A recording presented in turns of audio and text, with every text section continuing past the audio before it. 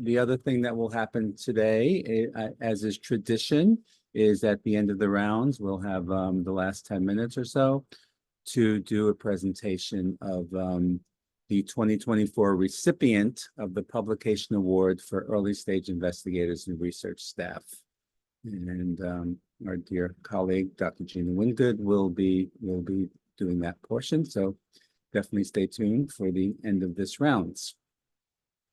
So without further ado, let me introduce today's speaker. And we're really, really pleased that Dr. Roger McIntosh is joining us for, as I said, the last rounds of the academic year before we go into summer break.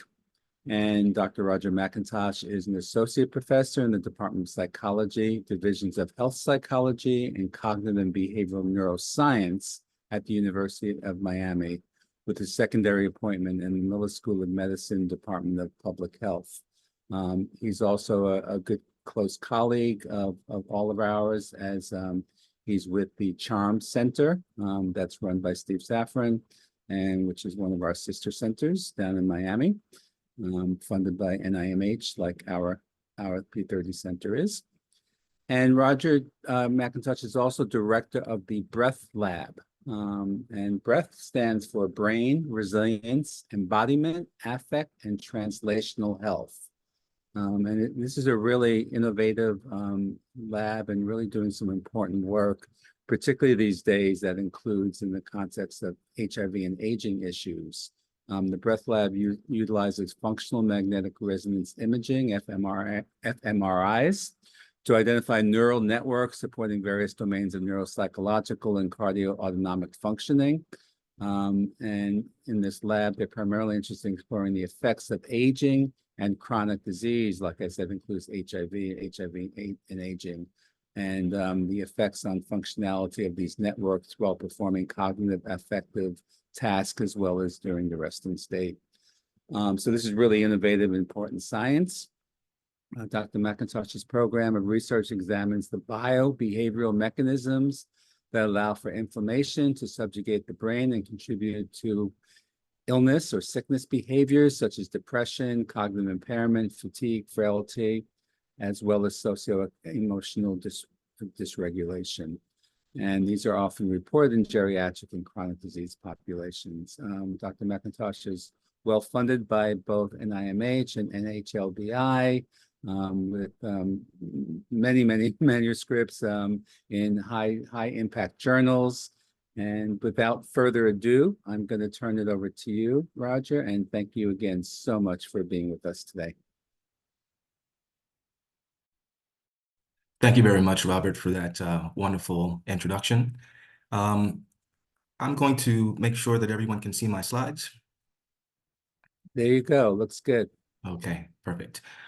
So the title of this talk, Neurite Orientation, Dispersion, and Density Imaging of White Matter Microstructure in Persons at Risk for Dementia.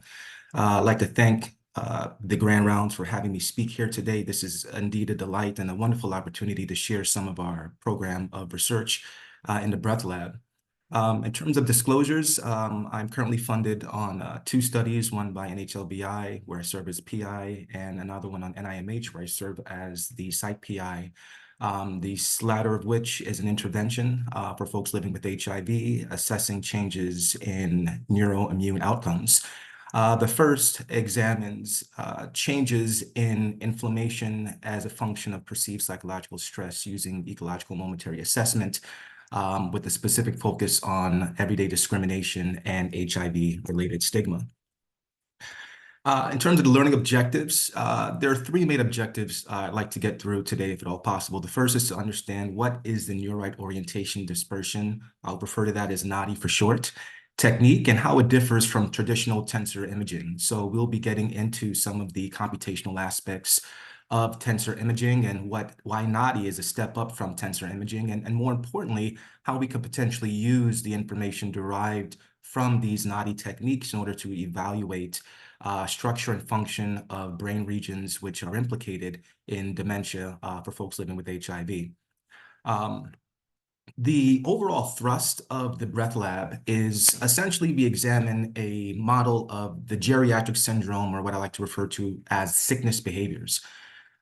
From working with folks living with HIV, you all would understand that there's a tremendous burden in terms of the progression of the disease and the impact that the immune system and the way in which the immune system is going to meet the challenges of that infection are going to integrate with the central nervous system.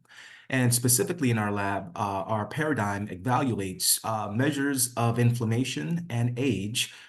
We sort of look at HIV as a chronic accelerated aging type of disease, and also one that's associated with chronic inflammation. And we understand through many studies from our lab as well as ours, as well as others, that the result of having chronic levels of inflammation is going to be impacting the behavior of the individual.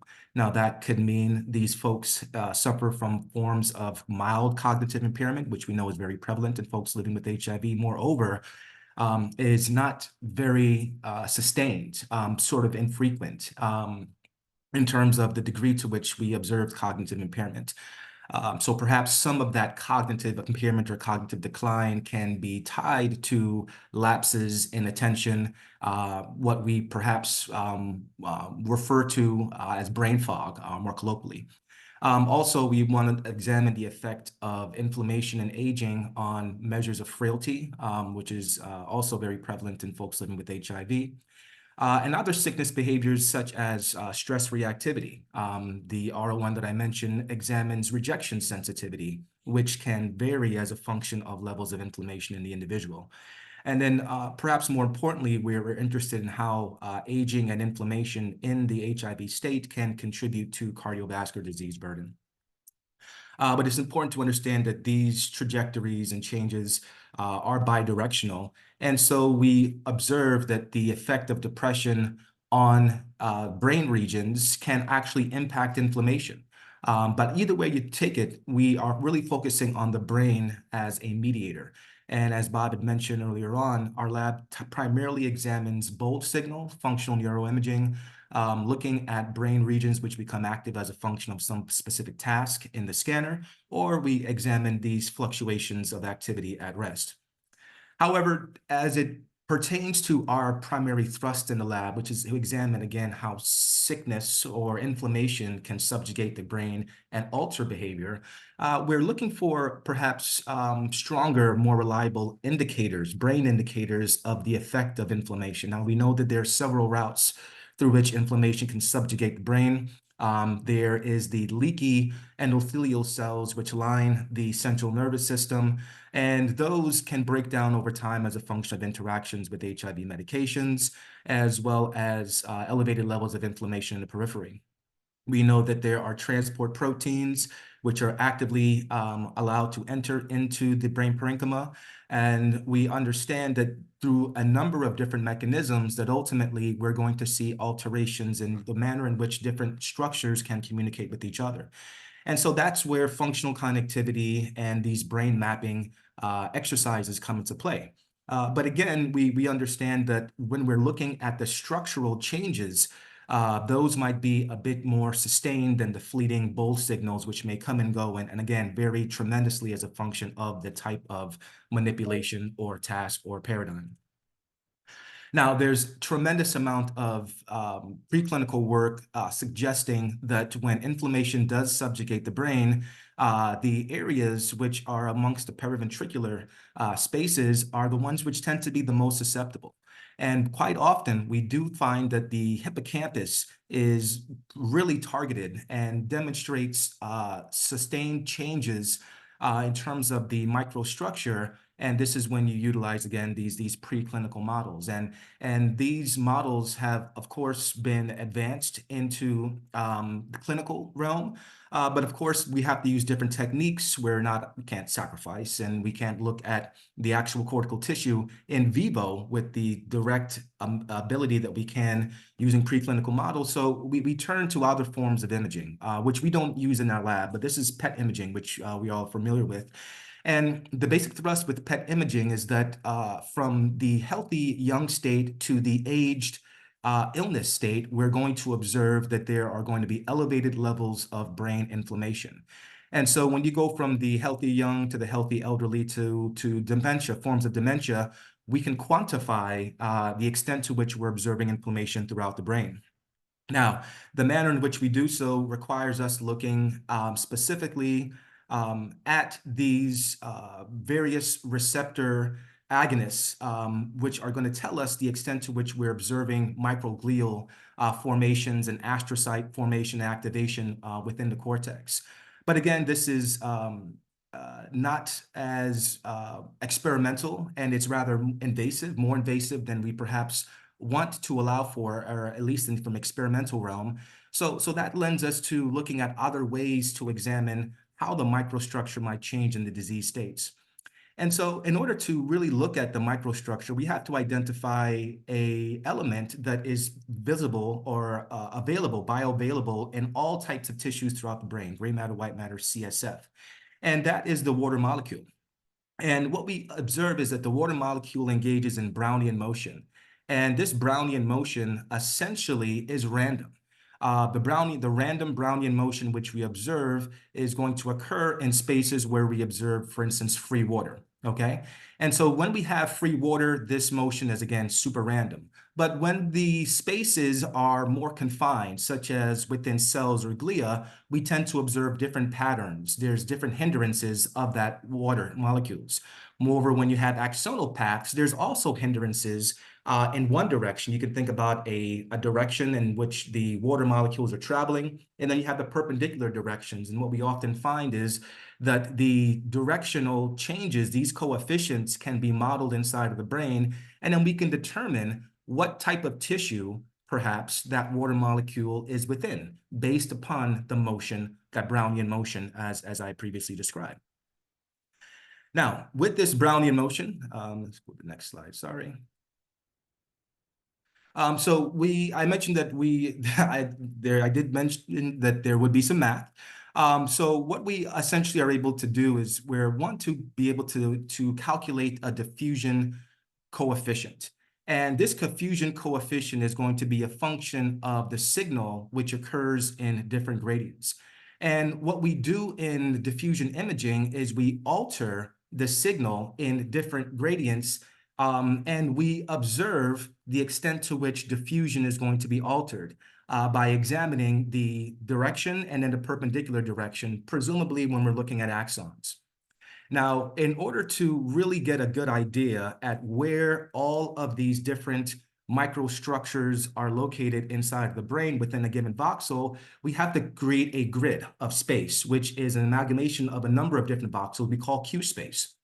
And what Q space is essentially doing is allowing us to observe how the spin of these water molecules are going to change and vary as a function of where they're located inside of the brain.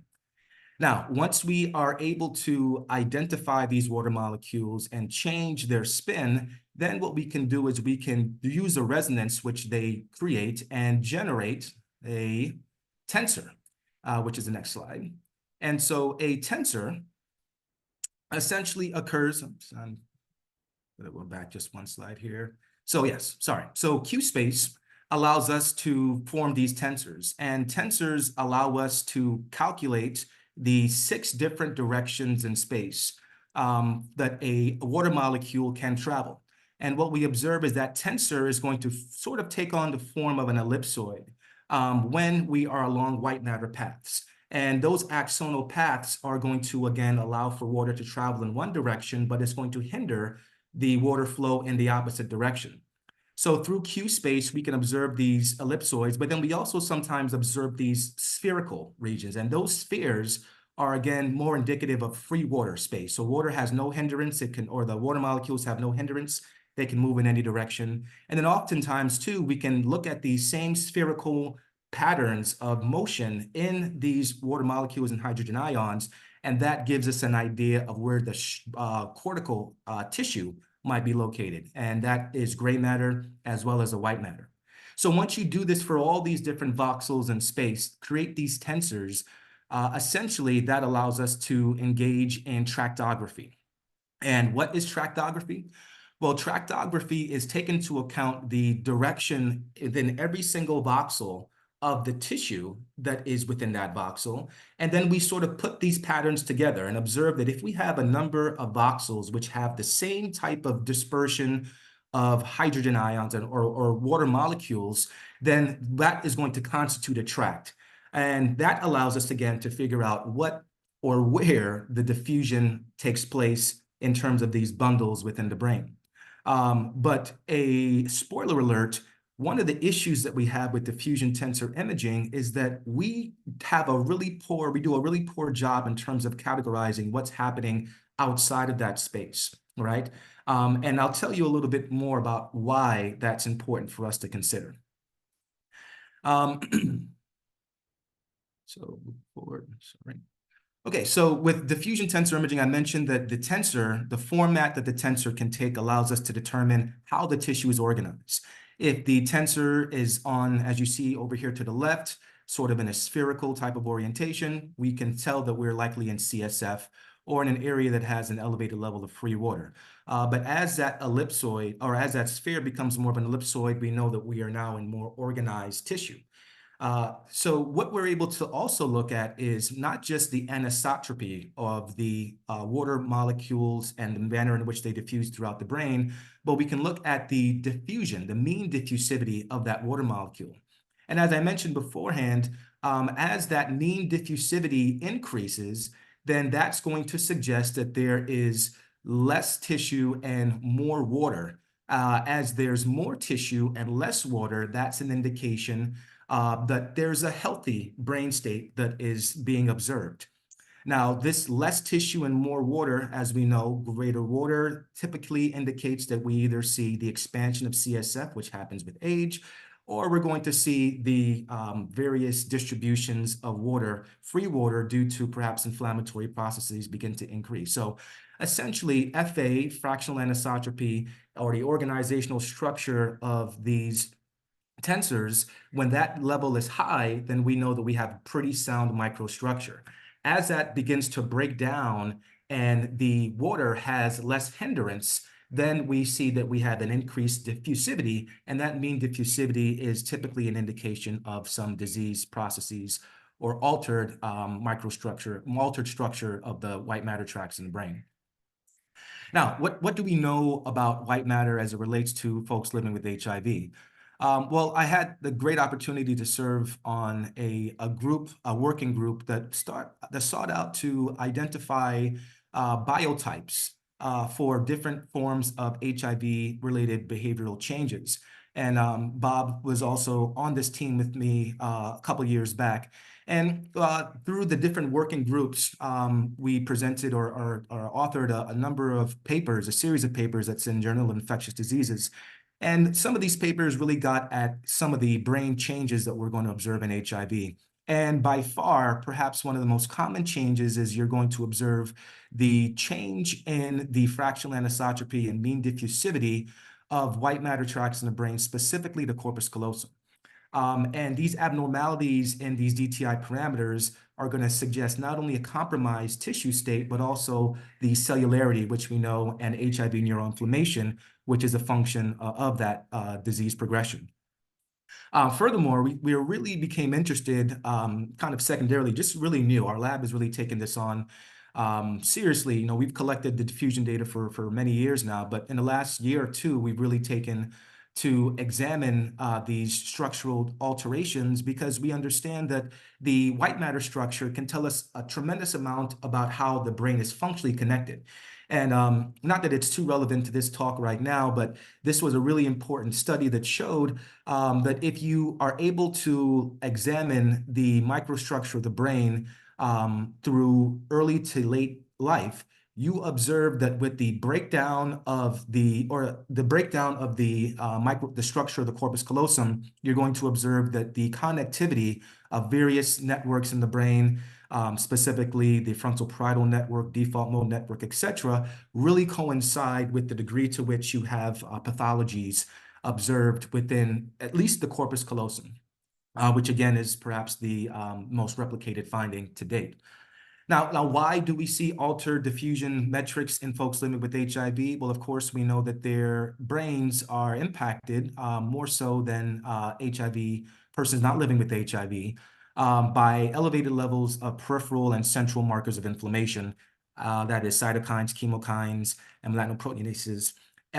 Furthermore, we observe that disease progression and disease history in folks living with HIV has been linked to lower fractional anisotropy and higher MD in the case of those who have lower CD4 counts, lower nadir CD4, and the presence of an age-defining illness. So the positive FAs and the negative MDs, we know that they are driven in the opposite direction, presumably by HIV disease progression and specifically neuroinflammatory processes.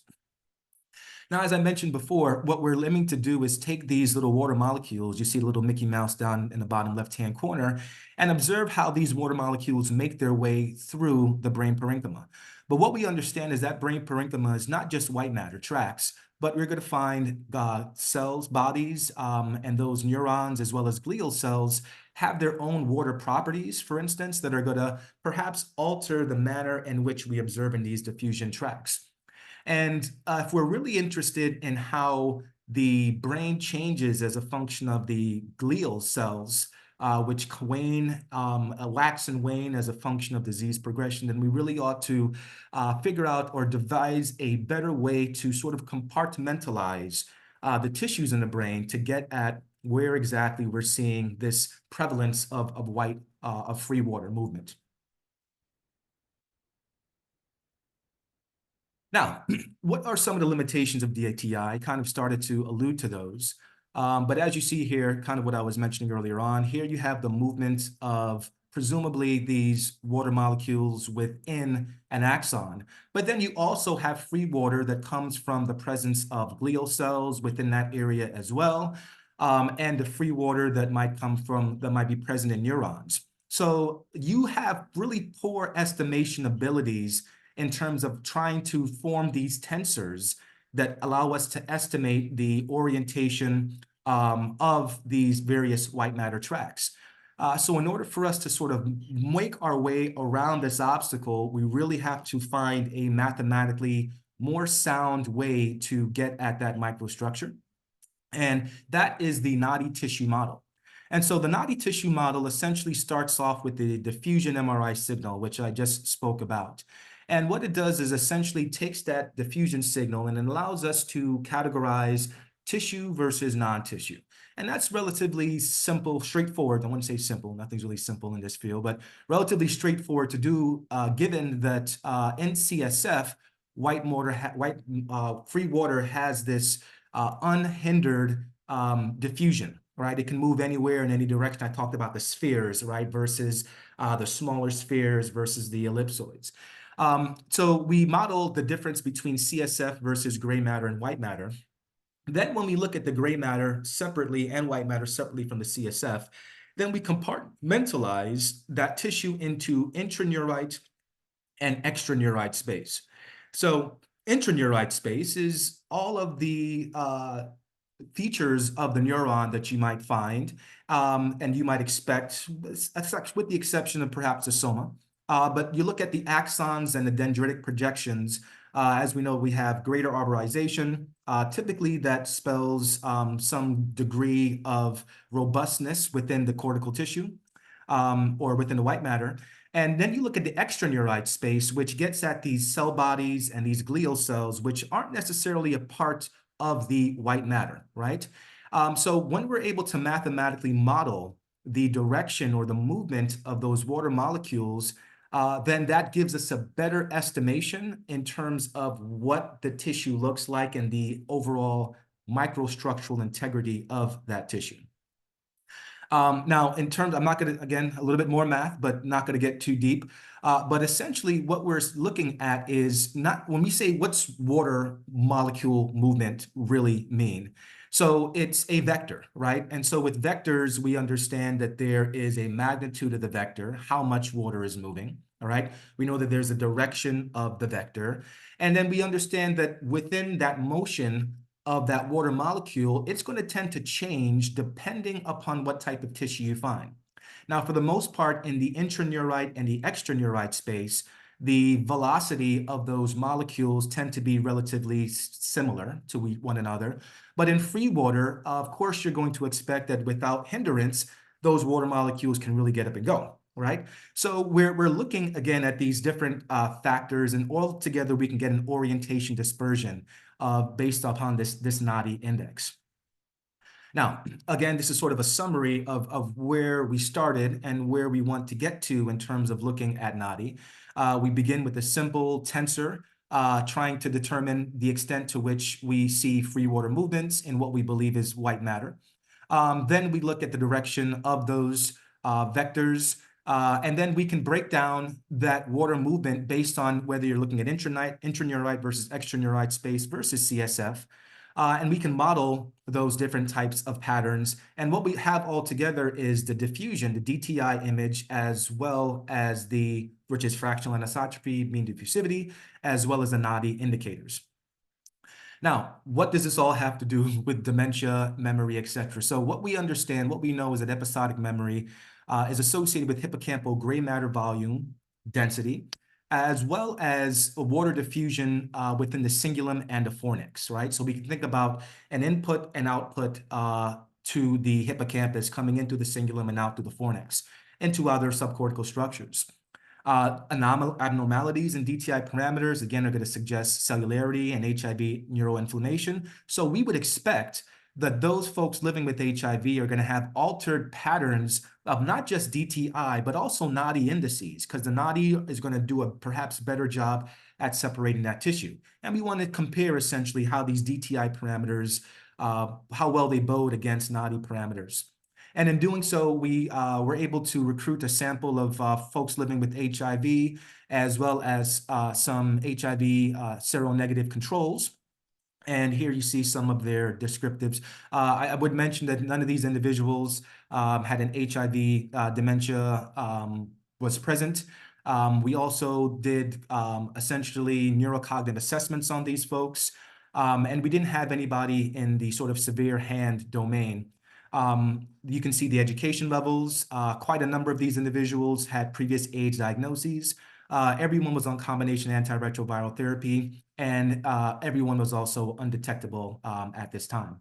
And so this again really speaks to the fact that HIV is an aging issue, an aging concern, and folks living with HIV, we're now focusing on these inflammatory, neurodegenerative types of mechanisms, because it's really relevant, I believe, and others do, to the course of cognition and other behavioral changes in those folks.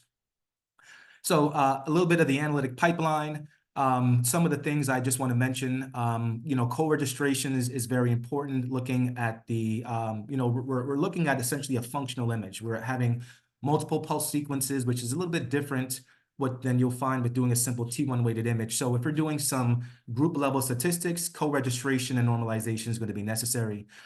There's also the correction for motion and eddy current. There's denoising or despiking the data. And then, of course, if you're doing those group comparisons, along with the co-registration and normalization, you're going to have to select a standard. You're going to have to select a mask, essentially, that allows us to perhaps break the brain tissue, white matter tissue that is specifically into different tracks and quantify them. So we went ahead and started to do that. And these are just some general images. I won't get too deep into it. I really want to focus on these subcortical regions around the hippocampus, these tracks that connect the hippocampus. But before we did the focus ROI-based analysis, we normalized all the data and we looked at group differences in these various parameters. So as by now, the current zeitgeist is that fractional anisotropy higher is better. And indeed, we did find that there was greater fractional anisotropy in several tracts throughout the brain, including structures within the genital corpus callosum, et cetera. Now, and I'll get into that a little bit later on. We found that mean diffusivity was greater in folks living with HIV. And that was also expected across several tracts, primarily frontal tracts. The FICVF metric, which is the measurement of the intraneurite space, right? So essentially, it's the axons and the dendrites that value was greater in folks living with HIV at the p less than 0.001 uncorrected threshold across several different tracks as well. That's kind of what we'd expect, sort of lower density of axons as well as those dendrites. Also, we found that there was a greater index of ODDI, orientation dispersion index. So this, again, indicates what's happening in the glial cells surrounding. And that metric can kind of go both ways. Sometimes higher is better, sometimes higher is worse. It really depends upon the disease state and the disease in question. And then this one, which is the THESO, which is essentially the free water, unrestricted motion of free water, was significantly greater in several tracks, really throughout the corpus callosum in HIV, persons living with HIV compared to those not living with HIV. Now, getting back to the focus on the hippocampus, we thought that we would examine, again, PAPE circuit, but not all of these tracks within PAPE circuit. We really wanted to identify tracks which were evident in the JHU, John Hopkins White Matter Atlas, which is readily used, perhaps one of the most used atlases, and I'll show you an image of that a little bit later on. But there is, and there has been some substantial literature suggesting that episodic memory is not only associated with gray matter volume, but also the diffusion of water molecules in the cingulum and in the fornix. So again, we're looking at sort of the input and the output of the hippocampus, and we have this JHU atlas on the right, which allows us to sort of standardize across various subjects so we can have inter-individual types of assessments. Now, up to my top left, you're going to see one of my graduate students, Katie Dillon, who is going into her 5th year. Katie is super interested in these geriatric syndromes, and actually she has a really cool study where we are examining frailty in the scanner. We have a dynamometer, and we bring folks living with HIV who are frail, pre-frail, or robust, and we observe brain activity as they generate force grip in the scanner. But Katie is also a very gifted neuropsychologist in training and was able to take assessments of the Hopkins Verbal Learning Test and norm those tests in our HIV sample. And after norming those tests, we observed that there was a statistically lower total recall in the HVLT in the folks living with HIV compared to the healthy controls. We also observed that there were differences in hippocampal formation. So again, focusing just on the cingulum as well as the fornix, we found that there was a trending increase in white matter volume of folks living with HIV.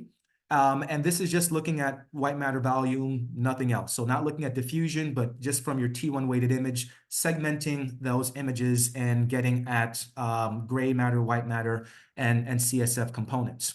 Not, again, looking at free water motion at any extent. We observed that there were not differences in terms of the diffusion within the fornix between HIV positive and HIV negative individuals. Just want to orient you on this y-axis, we're basically observing the proportion of that compartment, which is comprised essentially by the different tissue type, right? So this is fractional anisotropy. And what we observe is, again, non-significant, not a significant difference between groups. What we did observe, however, though, is that there was significantly greater FISO, and this is, again, free water motion based on the NODDI calculation within the fornix of HIV positive compared to HIV negative individuals. And there was a trend like lower levels of intracompartmental volume diffusion. So again, the axons as well as the dendrites trending towards being lower in folks living with HIV. The cingulum, we also wanted to examine the cingulum. There were no overall group differences in the cingulum in terms of the diffusion measures of fractional anisotropy on the left and mean diffusivity on the right. But what we did observe is that for the cingulum, there were significantly different levels of these compartmental values for folks living with HIV. From left to right, we observed that there was less volume or with intracompartmental volume for the cingulum. Neurite density, we'll just refer to that as the NODDI, right? Neurite density. And less, also significantly less audio orientation dispersion within the cingulum. And we observed that there was also significantly greater free water movement in the cingulum. Now, again, this is not CSF that we're looking at. We went specifically and pulled out white matter tracts that are associated with the fornix and the cingulum. And so what we're looking at is the amount of free water within that white matter tract. And again, this might be indicative of some perhaps inflammatory processes taking place. But very much on par with what we'd expect. Didn't really expect to see such large differences, but as of now, we really see that there seems to be greater sensitivity for the NODDI metrics in terms of looking at overall what we expect to be overall microstructural changes in the brains of folks living with HIV. Now, of course, what we wanted to get at was whether or not this is at all sensitive or predictive of levels of episodic memory. And so on the left and the right, what you're observing at are non-significant slopes for fractional anisotropy and mean diffusivity in folks with HIV compared to those not living with HIV. But when we start to look at the NODDI indices, we also observe some different parameters, some significant trends. So that is the fornix. Specifically for the fornix, we observed that there was a lower neurite density that was associated, or lower neurite density was associated with greater HVLT total recall scores. And also, paradoxically, we see that there was higher free water motion that was associated with greater total recall in folks living with HIV. Now, everything was smooth and everything was going exactly up to plan as expected up to this point. And so there's a major concern in terms of, well, if it's doing such a great job in terms of showing differences in microstructure, why do we see that there's not a good relationship between these microstructural parameters and these cognitive measures, these cognitive indicators? I can also show you here, this is the effects for the cingulum, FA and MD, as well as kind of the same type of pattern or parameter where you see lower, the last one should be FISO, but you see lower neurite density and lower ODDI associated with at a trend level with total recall. So what's the problem here? What's essentially happening? Well, before we talk about the relationship between the neurite parameters and verbal learning and memory, let's maybe talk about what we do see and what was consistent with the literature, that is that there was a greater index of free water motion and less neurite density, as well as a bit of greater mean diffusivity in folks living with HIV. So what we were able to do is, in a subsample of about 32 of these participants, we were able to look at peripheral levels of inflammation. And just like age, we observed that there was a positive correlation between the values for FISO and mean diffusivity. You have that on the left and the right side of that pentagram there. But you see that the overall differences, I would say the associations were greater for those metrics compared to ODDI, fractional anisotropy, and neurite density. And so what it's telling us is that with increasing age and increasing inflammation, we're getting indications that there is more diffusivity, meaning through the MD metric, that there is a reduction perhaps in the neurite, or there's an increase, I should say, in free water, specifically based on the neurite parameter as well as the DTI parameter. And these are kind of in line with what we'd expect. You also can see this, that was for the fornix. This is a cingulum. We had some sort of similar effects, albeit we didn't see the effect for the cingulum looking at age and FISO measures, free water measures, but we did see increased mean diffusivity as a function of, mean diffusivity in the cingulum as a function of age. which again coincides with this age-related neurodegeneration or perhaps neuroinflammatory insult to brain tissue, resulting in the influx of free water into those intercompartmental spaces, as well as the overall white matter tract. Okay. We further went to look at, if you recall, that there are about 20% of the folks who have had an age-related diagnoses. And so just looking at the folks living with HIV, we wanted to see how these NODDI indices would vary between folks living with AIDS who've had an age-defining illness versus those who don't. And the reason being is there's a ton of literature suggesting that those age-defining illnesses and that suppression of the immune system is really going to leave the brain susceptible to these neuroinflammatory insults, which can really result in a lifelong impact on tissue, cortical tissue.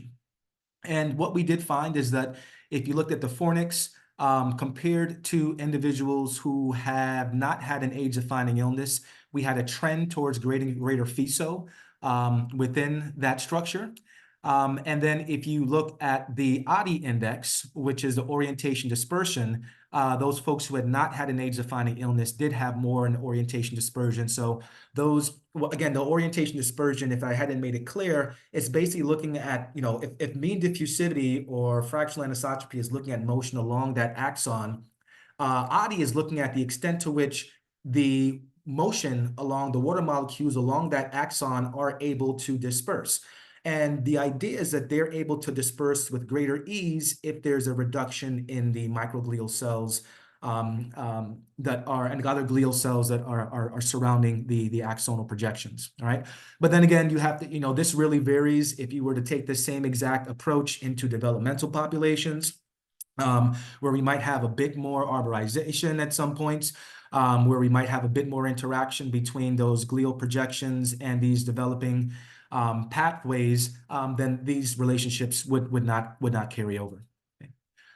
So in conclusion, and again, I'll get to the caveat momentarily. In conclusion, we see that there's a relatively strong effect for greater free water motion in the white matter spaces of folks living with HIV.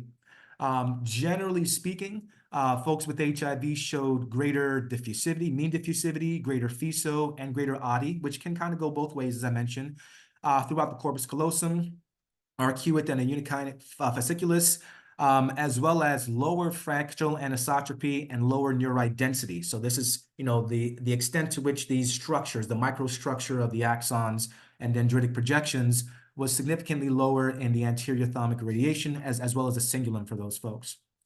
You also will observe that the HVLT total recall was lower in folks living with HIV. And then in terms of the fornix, we have some effects, which I had mentioned earlier on, where essentially HIV positive individuals showing greater free water and less neurite density in the fornix as well as the cingulum.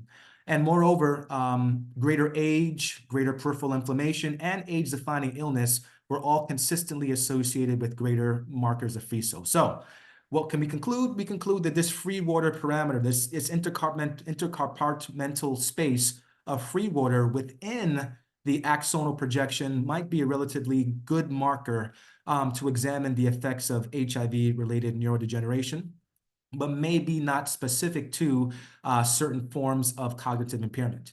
Now, this paradoxical effect of the free water and intracellular volume fraction on episodic memory in persons living with HIV, well, there's reason to suspect that that actually might be an actual phenomenon.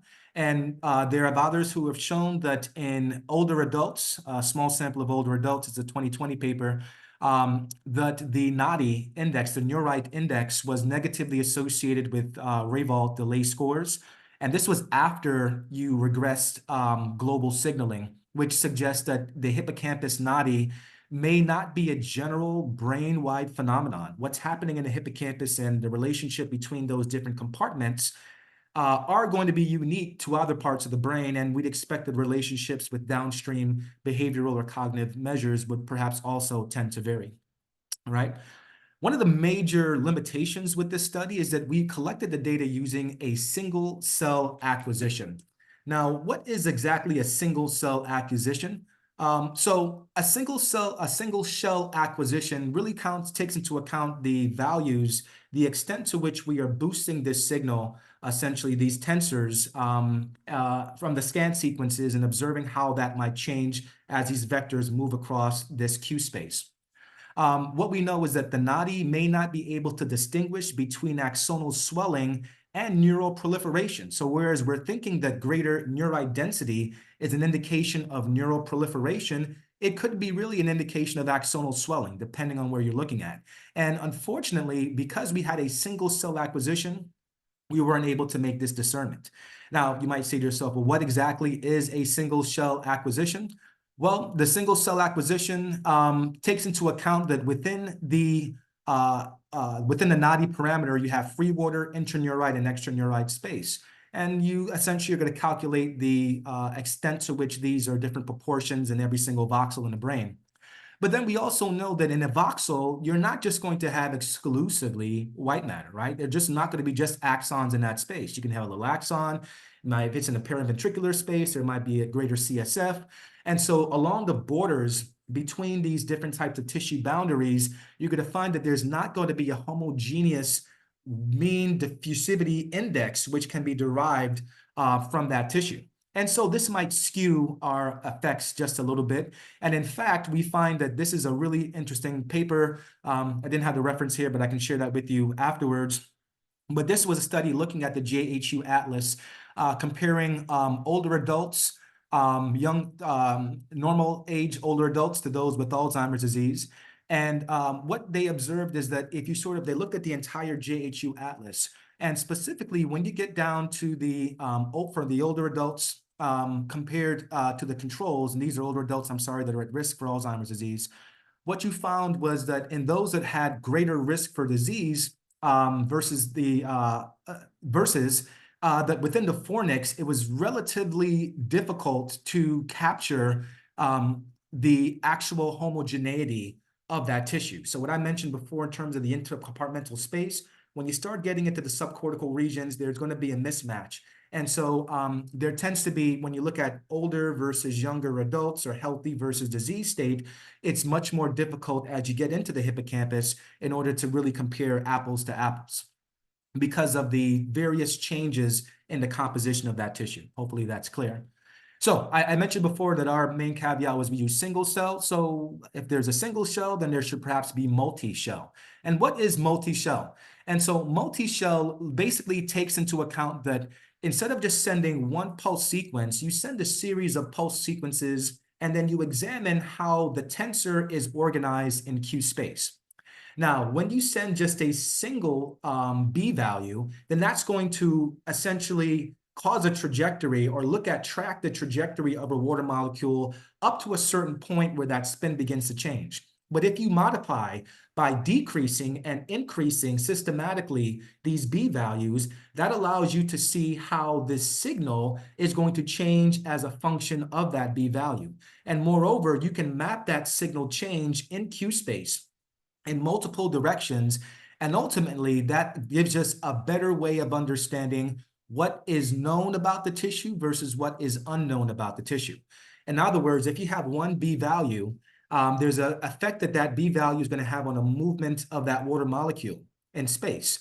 But what you got to remember is that water molecule is moving through gray matter, white matter, CSF. So those velocities that I mentioned beforehand, it could be a little bit of start and go, like you're in traffic, essentially. Okay. The next component of this, let's see here. Next slide, sorry, is again, we want to be able to predict what's happening in Q space. And so again, if it wasn't clear beforehand, by establishing different B values, we can sort of mathematically predict, well, if I systematically reduce these B values, right, push the water molecule a little bit further, knock it out of its orientation a little bit further, a little bit less, then if it's in free water, then you'd expect a linear change in terms of the extent to which the diffusion is occurring in that space. But again, if it's in a nonlinear space interrupted by various tissue compartments, then we're going to start to see some additional changes. Okay. So this is, again, kind of a rendition of what it would look like in real time. So you have extracellular, axonal, and intracellular space. And based upon those B values and how they come back in terms of their resonance, that allows us to do a much, much better job at predicting. And ultimately, we can use these various shells almost like you would. I like to really liken this to, remember the game of Battleship, right? So Battleship, you launch a missile, and based upon if you have a hit or not, that kind of gives you an idea of where that battleship, your opponent's battleship, might be located. So not that we're shooting off missiles, but we are hitting the brain with these various pulse sequences. We're expecting the pulse sequence to make that water molecule translocate a certain place, so the displacement, the orientation, and the direction, and then we can quantify what that would look like if there was nothing obstructing it, and based on the amount of obstruction, where we are in that space. That really allows us to do a great job of plotting out what's happening in that cortical tissue, okay? So, as I mentioned before, we're really interested in sickness behaviors. So we had the opportunity of not just looking at, the breath lab. The R in breath lab stands for resilience. So we're spending a lot of time experimentally trying to deduce what can impact our functioning in a negative way, but we also want to spend a bit of time in looking at what happens when we're very resilient. And in doing so, I leveraged a study that was done by one of my former graduate students, who was very, very interested in episodic memory as it relates to successful or superagers. And what is a superager? Well, Salthouse describes a superager as someone who has cognitive function, I should say, peaks in the 30s, and it's going to subsequently decline with age. Episodic memory is no stranger to this declination. But in successful agers, those that are 70 to 80 years of age, but have episodic memory abilities akin to those 20 to 30 years younger, has sort of been examined as this sort of best case scenario in terms of what the brain looks like when you're, quote unquote, aging with grace. And there's been multiple different ways to define the superager. But in studies, longitudinal studies, they show that this rate of episodic decline is, and this is after the age of 65, is significantly lower in superagers compared to those who are normal agers. Now, how do you define a superager? So we use the Nathan Klein-Rocklin sample, which is a publicly available data set, and we scour through this sample to identify individuals over the age of 65 who had Rayvault delay recall scores within 1 standard deviation of the norms for folks that are 20 to 30 years of age. In addition to episodic memory, we also have to examine the working memory, or I should say executive functioning. So we looked at trail making test B scores, and those that are within 1 standard deviation of the normative score within their own age group. And so what this allows is to get people who have really high Rayvault scores, but maybe as a function of taking that test multiple times, right? And then, of course, we had a control group, which was within 1 standard deviation of normative scores for Rayvault, delay, and recalled and total and trail making test B performance. And this is norm scores for within their age range, right? And there's, again, different ways to define it. Actually, soon recommended to use 1.5 standard deviations. We wanted to sort of be a bit closer, and that we kind of had a limited data set to work with. Now, so what Judy was looking at specifically was functional connectivity. And I'm not going to spend a great deal amount of time at functional connectivity, but it has been the impetus for really looking at diffusion. And the idea was that if you look at brain regions such as the left hippocampus particularly, when you use graph theory analysis, the connectivity efficiency of that region has been linked to successful aging. And specifically, the connectivity of that structure with other default mode network structures, such as a posterior cingulate. So what we did was we went in, or Judy went in and she grabbed the time series from those regions and assessed the extent to which they were functionally connected to each other. And she did find that indeed the connectivity between the left hippocampus and the right and left posterior cingulate is greater in superagers compared to healthy controls. Judy is over at University of California, San Diego, working with Bob Heaton's group, as well as some others, other friends and colleagues. and is still really interested in this aging phenomenon, examining white matter and gray matter, as well as functional connectivity in doing so. So we have sort of a precedent that the connectivity between the posterior cingulate and the hippocampus is going to predict greater or predict superager status. But what got the white matter tracks that presumably are allowing these two regions to be functionally connected in time? And we went ahead, I'm not going to go through all, I think by now we should be somewhat, I wouldn't say intimately familiar, but somewhat familiar with the NODDI metrics. And what was observed was a really, really stark pattern in terms of there being significantly greater FISO, and this is, again, free water dispersion within the cingulum and fornix white matter tracts in agers or normal agers compared to superagers. Relatively robust. And then the y-axis is again the proportion of the intercompartmental space which makes up that type of tissue, right? We looked at the relationship. So even though we saw this effect for superagers, we wanted to know, well, what about the actual markers or indicators of superager status? Trail-making task B, as well as Ray-Vault total recall. And what we observed is that there was an effect between lower FISO scores and greater total recall, and lower FISO scores, lower FISO scores and, higher FISO scores and greater time in completing the trail-making task B. And so this is within the cingulum specifically, looking at the effects. And interestingly enough, the effects seem to be a bit more robust for the normal agers compared to the superagers, right? So if you may an interaction, and that the superagers, perhaps as a function of not having that degree of free water, or at least variability in their free water, weren't as perhaps impacted by this relationship. So again, for normally aging individuals, kind of similar to what we observed in our data, or others have observed in their data, that as you have more free water in this cingulum specifically, you're going to observe poor performance on indicators of superaging status. We also looked at group differences across all parameters. So fractional anisotropy, FA, mean diffusivity, MD, FICVF, which is the Neurite density index, also the orientation dispersion index, and FISO. And across the board, we saw that there was the greatest effect, the only significant effect actually for FISO, and this was throughout multiple compartments or white matter pathways within the brain. And here's just sort of a snapshot of some of those images. And I won't get into too many of the details, but the differences were as you expected, with greater FISO observed throughout the brains, the white matter tracts of normal agers compared to superagers. Okay. So what can we conclude? We can conclude that successful agers show lower FISO in the cingulum and fornix compared to normal agers. We can see that successful agers show lower hippocampal connectivity with the posterior cingulate compared to normal agers.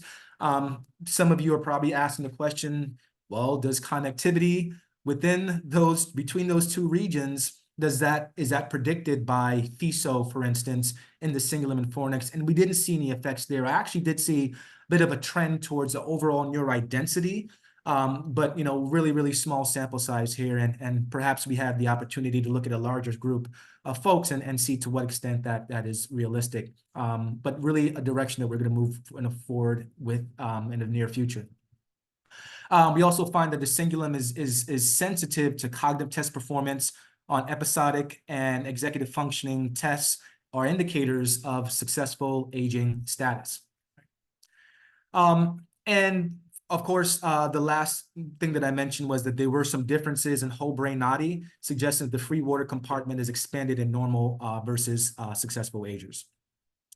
So at this point, these samples, we have a normative sample, and then we have a sample of folks living with HIV, older adults living with HIV and healthy controls. And taking into account the limitations in the single shell acquisition versus multi-shell acquisition, we're finding essentially similar patterns, right? This free water proportion of the cell is really perhaps an indication, in many cases, at least for the multi-shell, an indication of different health status, cognitive health status. And then within the clinical population, we find that there's evidence of aging and inflammation on those effects. There was also an effect for older age on greater FISO within this data set. So, as I talked about at the beginning, our lab is really interested in sickness behaviors or the geriatric syndrome. And we've done a lot of work looking at the Bose signal associated with depression. Now, we weren't able to, due to limitations, we had some older acquisition parameters. So we didn't really want to get into comparisons of diffusion metrics, NODDI metrics specifically, with indicators of depression.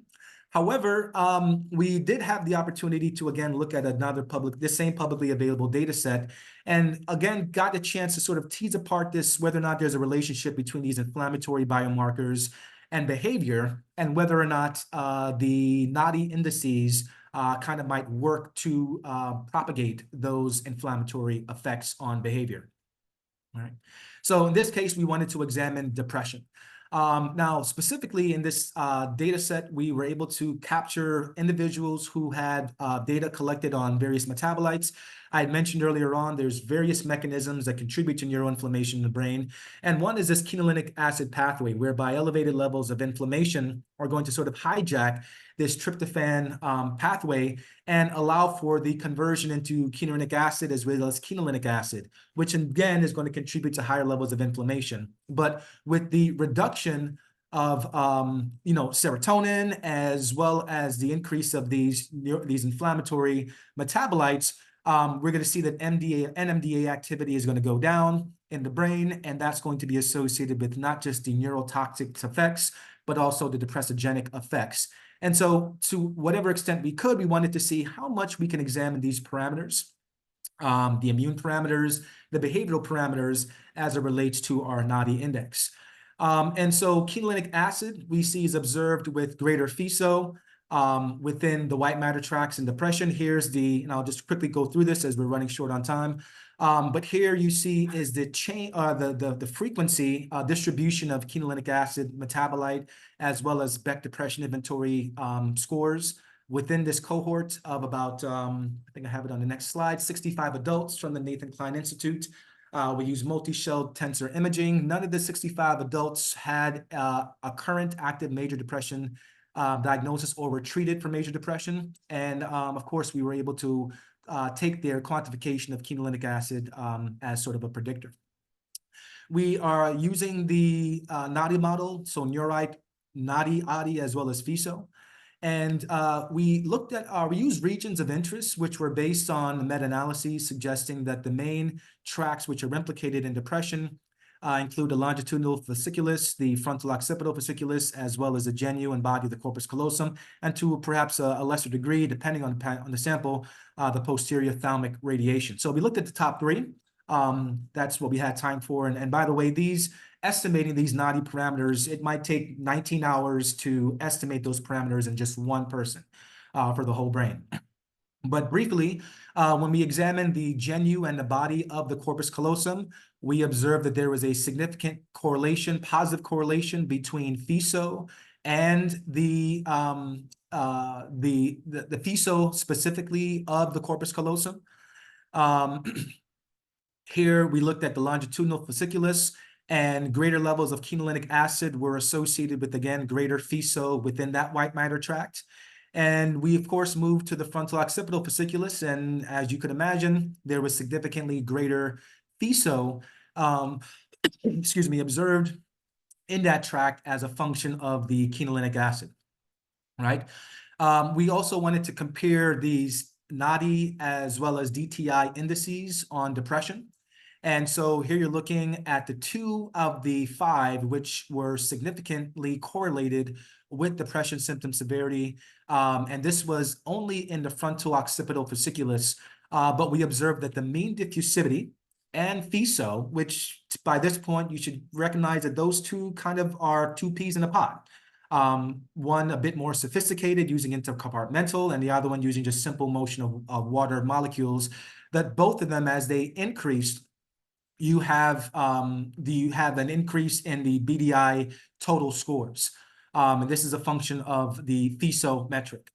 So again, suggesting that there might be some alterations, not necessarily the direction that we anticipated. So that's sort of, to a certain extent, that sort of quelches a bit of our expectations to be able to look at this as it relates to depression symptom severity. But what we do know is that there's elevated levels of quinolinic acid in the regions which are implicated in depression symptom severity. Elevated FISO and MD are associated with greater depressive symptom severity, which is kind of a paradoxical effect, which can be impacted perhaps by various markers. And I talked about those limitations initially. And then what we observed was older age was associated with greater quinolinic acid, as well as greater mean diffusivity and FISO of the corpus callosum and the longitudinal fasciculus. And I didn't visualize that data for you. But overall, perhaps less evidence, I would say, of this brain to behavior relationship as it relates to the NODDI intercompartmental measures. Now, future directions, I'll just end with this. The sensitivity and the reliability of NODDI indices to global deficit scores in folks living with HIV-associated neurocognitive disorder is an area of direction that we want to move forward with. The comparison, and we kind of flirted with this a little bit, but the comparison of NODDI metrics to resting state network connectivity and whether or not that varies as a function of disease state.